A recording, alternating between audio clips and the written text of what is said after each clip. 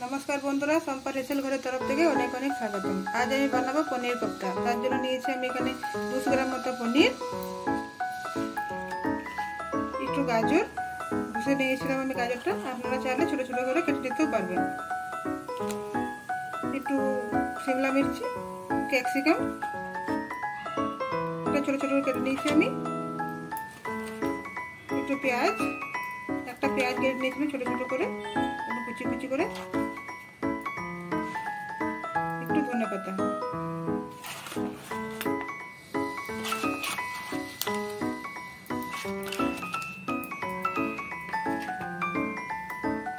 একটু ময়দা,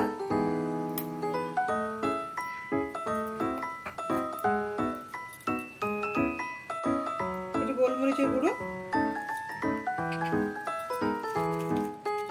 একটু অরিগানো, পরিমাণ মতো নুন,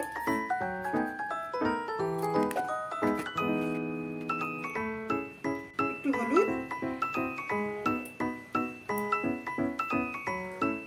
সামান্য পরিমাণ লঙ্কার গুঁড়ো। এগুলো দিয়ে আমি এবার ভালো করে মেখে নেবো। এভাবে মেখে নিয়েছি, সমস্ত উপকরণগুলো দিয়ে ভালো করে মেখে নিয়েছি। আর আপনারা চাইলে অরিগানো লিভটা নাও দিতেও পারেন, ওটা না থাকলে কোনো অসুবিধা নেই। মাখা হয়ে গেছে আমার, এভাবে দেখুন। এবার আমি সমস্তটা বলের মতো আকার দিয়ে দেবো।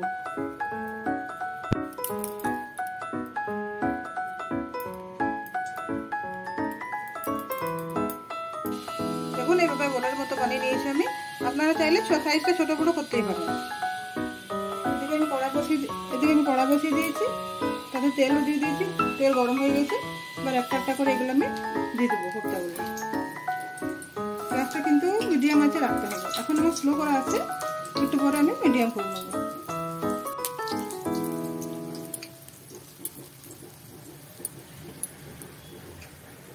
গ্যাসটা মিডিয়াম করে নিয়েছি আমি।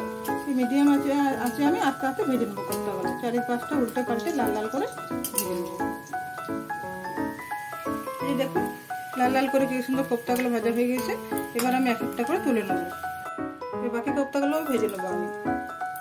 কিন্তু অবশ্যই কিন্তু মিডিয়াম বা স্লো আঁচে করবে। হাই আঁচে করলে ওপরটা লাল লাল হয়ে যাবে, ভেতরটা কিন্তু কাঁচা থেকে যাবে, বোঝা যাবে না। তাই জন্য মিডিয়াম আঁচে কিংবা স্লো আঁচে না করে মিডিয়াম আঁচে করলেও হবে। প্রথমটা স্লো করেই দিতে হবে। সমস্ত কোফতা আমার রেডি হয়ে গেছে, ভাজা হয়ে গেছে সমস্ত কোফতা। এবার আমি কারির জন্য এটা বানিয়ে নেবো, মশলাটা বানিয়ে নেবো। একটু আদা রসুন,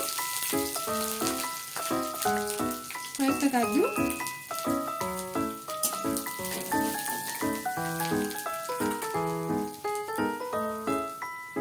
তিনটে ছোট সাইজের পেঁয়াজ,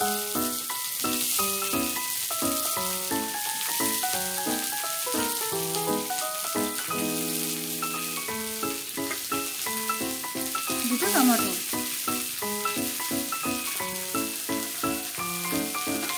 এগুলো দিয়ে আমি একটু কড়াটা চেঞ্জ করে নেবো। একটু গলা গলা হয়ে গেলে কড়াটা বন্ধ করে দেবো আমি। দেখুন এই যে একটু একটু ভাজা ভাজা হয়ে গেছে, কালারটা চেঞ্জ হয়ে গেছে, টমেটোগুলো একটু গলা গলা হয়ে গেছে। এবার আমি গ্যাসটা বন্ধ করে দেবো। তারপর ঠান্ডা হয়ে গেলে এটা একটা পেস্ট বানিয়ে নেবো। এটাতে কিন্তু আমি একটু জল দিইনি, একটু জল বা নুন টুন এখন কিছু দেওয়া নেই। এটা ঠান্ডা হয়ে গেলে এবার একটা পেস্ট বানিয়ে নেবো আমি। এই গ্যাসটা বন্ধ করে দিলাম আমি। এবার ঠান্ডা হয়ে গেলে পেস্ট বানিয়ে নেবো। গ্রেভি রেডি করলাম বেটে। কড়াই একটু তেল দেবো আমি।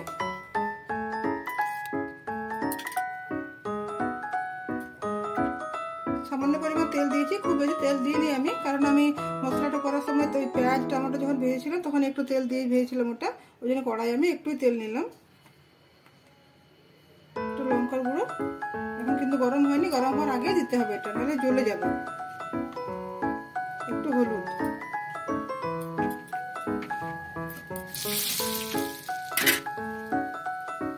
এক চামচ কাসুরি মেথি,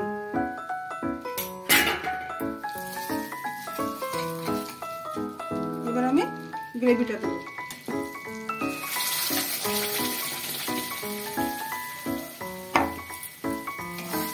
গ্রেভিটা দিয়ে ভালো করে ভেজে নেবো, ভালো করে কষিয়ে নেবো আমি। এবার গ্যাসটা মিডিয়াম আছে, গ্যাসটা মিডিয়াম আছে দিয়ে ভালো করে আমি কষিয়ে নেবো। এবার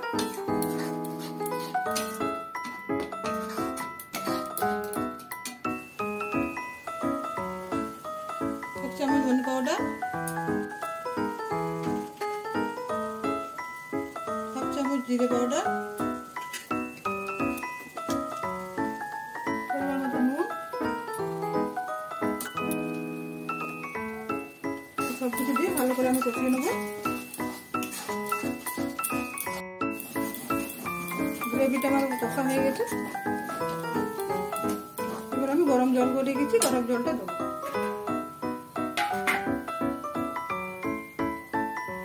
গরম জল,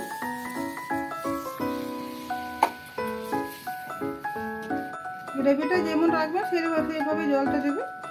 আমি খুব একটা বেশি জল দিলাম না, গ্রেভিটা আমার বেশ থেকে রাখবো করে। আপনারা যদি চান একটু পাতলা করবো তাহলে একটু জল একটু বেশি দিলেও হবে। একটু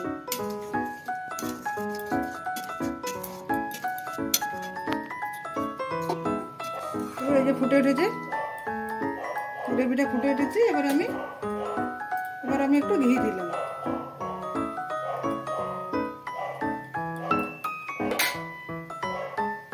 একটু গরম মশলা,